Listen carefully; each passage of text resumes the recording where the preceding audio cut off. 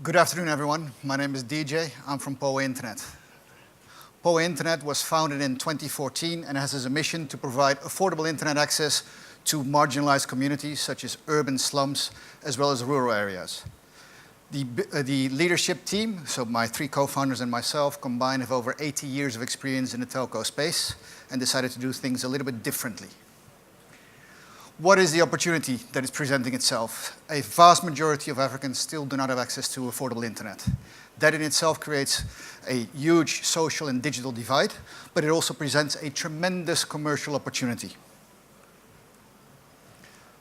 The challenge. Traditional infrastructure providers such as 4G and fiber are still very expensive to build out. As a result, you need a lot of revenue density or population density in order to make a viable business case. That business case doesn't stack up if the majority of the people still live in rural communities with small pockets of people fragmented across the country. The business case just doesn't stack up, and as a result, it's not just the last mile that is missing, but the last 100 miles that are missing. We are bridging that last 100 miles by creating a low-cost infrastructure, point-to-point connections towards where our access network is, where our customers are. And we use then different monetization opportunities to actually make it more affordable and sustainable. These monetization opportunities are traditional products for the consumer, such as public Wi-Fi as well as home internet, but also creating a digital channel for corporate customers, such as digital banks or online job factories, as well as a wholesale model where our infrastructure can also be leased by third parties, for instance, in the IoT, the Internet of Things space, as well as mobile network operators. The tech that we're using is relatively simple. Otherwise, I wouldn't be here and trying to explain it to you. Our core network is built from open source software stacks and partially proprietary solutions. We then have these smart towers that we build out, and we're using solar power and off-the-shelf Wi-Fi equipment to create the point-to-point connections. Then we use an unlicensed spectrum, so Wi-Fi spectrum, in order to get to our customers, and then we present them with these different revenue opportunities. The impact we've generated until now is that we've connected 77 schools and other social locations to the internet, and they have combined about 35,000 gigabytes worth of free data. One of the learnings is that have they used all this data for digital educational content? I'm afraid not. We've also created 65 jobs. That is our own local team, and most of these people are from the marginalized communities where we operate in. Moving forward, based on our learnings, we want to do things slightly differently. So we want to move into rural more and more and use different opportunities, different models to create a more sustainable and affordable model. The digital duka. Duka is the Swahili word for business or shop. And these shops are mostly run by women, so it also drives down the gender divide. And create a shop, a digital shop with multiple revenue streams for the shop owner using the connectivity, as well as the digital school, because again, connectivity alone doesn't solve the problem. You also need to have the hardware as well.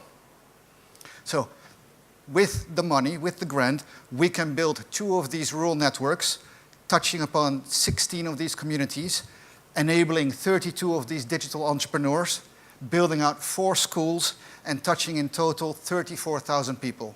With your help, people, we believe that we can make that difference in a sustainable and affordable way. Thank you very much. Thank you very much. Congratulations for selecting this stage. Can you elaborate a little bit more your scalability, innovative ways forward? And then you mentioned about the sustainability, but can it be a little bit more like a creative, reaching out the wider kind of audience and elsewhere? I mean, your model can be redesigned and then kind of replicated in other countries and communities? Yes, I believe that say the setup that we're currently encountering in Kenya, where we are operating, is quite similar across all sub-Saharan African countries. In fact, all across, say, the southern hemisphere, where you have, say, urbanization going on, but at the same time, there's still large swaths of people fragmented into smaller communities.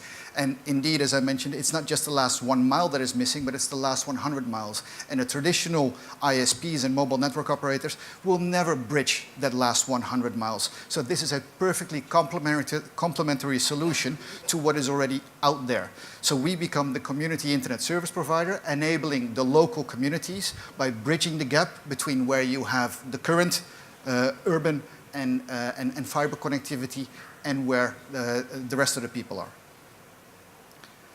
The model is massively scalable. It's a question of time and money. Thank you very much for your presentation. You're welcome. I understand that one of the core competences that you're bringing with your team is the packaging of the solutions, the technical solutions for bringing connectivity to these sites.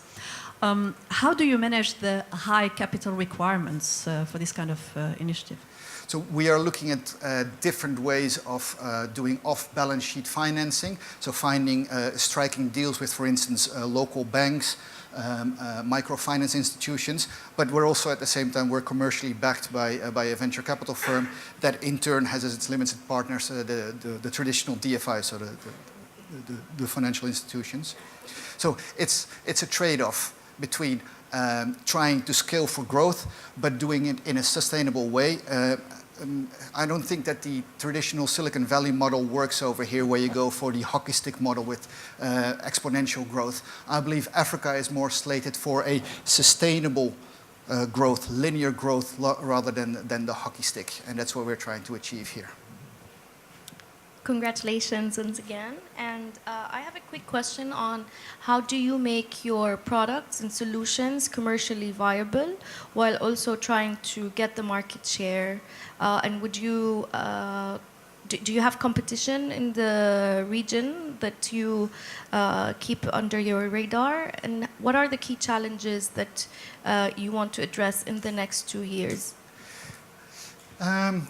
Competitors. Yes, of course, but Africa as a continent is big enough. Even Kenya as a country is big enough. There are multiple parties that can actually coexist without biting each other, for that matter. So the main challenges that we find are mostly around the things that keep us awake at night are bureaucracy to some extent, talent development, indeed, the financing for growth, as well as hitting the sweet spot between, on the one hand, indeed, sustainable growth, as well as getting market share. So indeed, the speed of growth. That is what constantly is on our radar and what we're trying to find the sweet spot in. It's a constant journey. If I would have the magic sauce right now, I wouldn't be here. Okay, thank you very much. And you mentioned about 77 schools and then job creations and so on. Job creation is everyone's agenda these days. And can you elaborate a little bit more how you can actually create the jobs through your solutions? Yeah, I believe that our core strength is in building out this smart tower infrastructure, and that the core strength of the local community is to actually run with it and make them build out the access network themselves to create a model where, say, my other finalists have the communities that can actually tap into the network that we're bridging there. And that's what we believe is enabling, say, the growth that everyone needs. And that is what then in itself turns into job creation, because it will be that local entrepreneur who happens to be a woman that will all of a sudden have additional revenue streams, will require her cousin to do installs, will require her brother to do the support, will require her sister to answer the phone if a customer should have a problem. So to create this community internet service provider in a box model.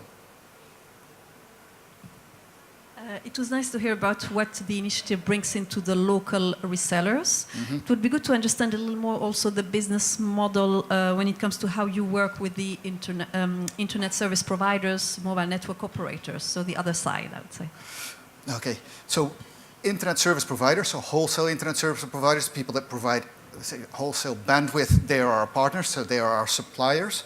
Mobile network operators can be our partner in the sense that they can use our real estate, our infrastructure to reach their customers at the far end as well. And the corporate customers, such as such as banks and the cloud factories, so the online jobs of this world, are our strategic partners in this case.